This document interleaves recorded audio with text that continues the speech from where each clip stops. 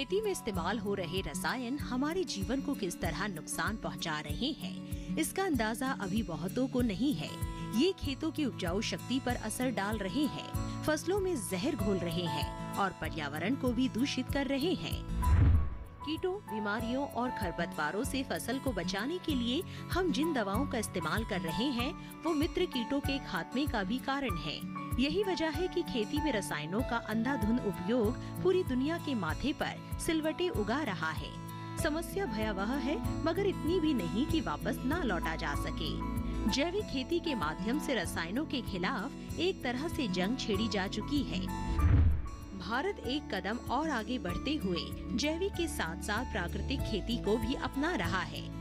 प्राकृतिक खेती पूरी तरह से रसायन मुक्त पद्धति है और हम भारतीयों के लिए जानी पहचानी भी।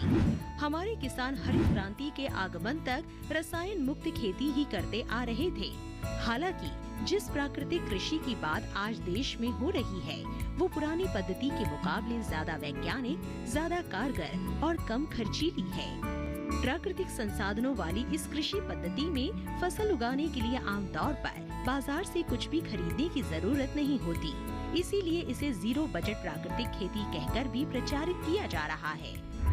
सरकार इसको प्रोत्साहित करने के लिए परंपरागत कृषि विकास योजना के अंतर्गत भारतीय प्राकृतिक कृषि पद्धति के नाम से एक उप मिशन चला रही है। अब इसका दायरा बढ़ाकर राष्ट्रीय प्राकृतिक कृषि मिशन का गठन किया गया है। मकसद है देश भर में बड़े पैमाने पर प्राकृतिक खेती का प्रोत्साहन।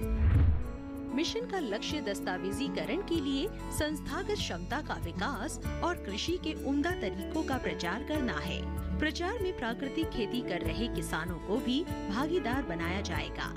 इसके अलावा किसानों की आय बढ़ाने, खेती की लागत घटाने और बाजार से लागत सामग्री की खरीदारी से किसानों को मुक्ति दिलाने वाली वैकल्पिक व्यवस्था को प्रोत्साहित किया जाएगा।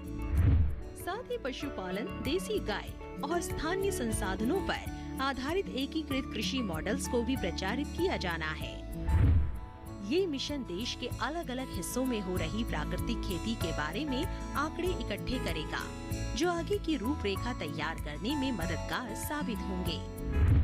मानक तय करना और प्रमाणीकरण प्रक्रिया तैयार करने के साथ साथ घरेलू और अंतर्राष्ट्रीय बाजार में प्राकृतिक उत्पादों की ब्रांडिंग भी इस मिशन का हिस्सा है।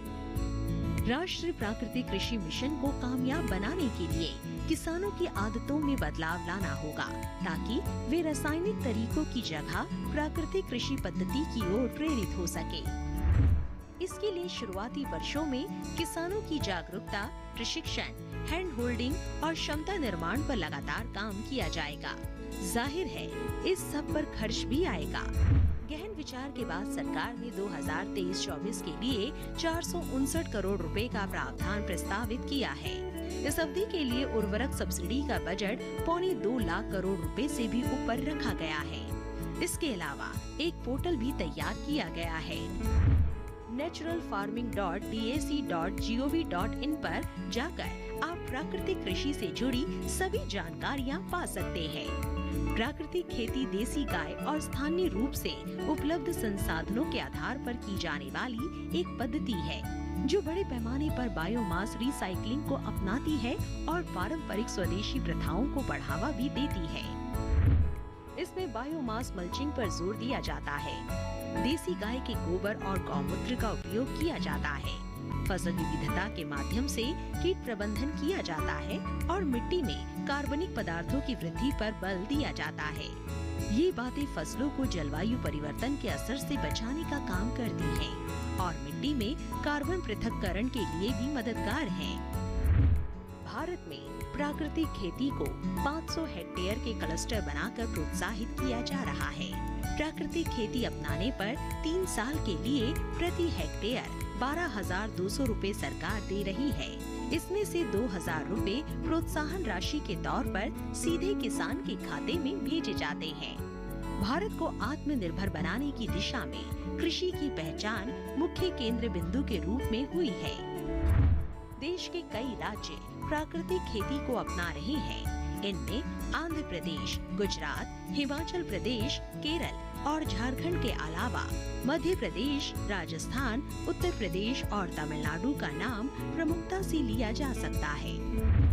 भारतीय प्राकृतिक कृषि पद्धति उप मिशन की शुरुआत 2019-20 में हुई थी। तब से लेकर अब तक 4 लाख हेक्टेयर जमीन प्राकृतिक खेती के अंतर्गत लाई जा चुकी है। चूँकि अब इसका दायरा बढ़ गया है, तो उम्मीद की जा रही है कि काम और भी तेजी से होगा।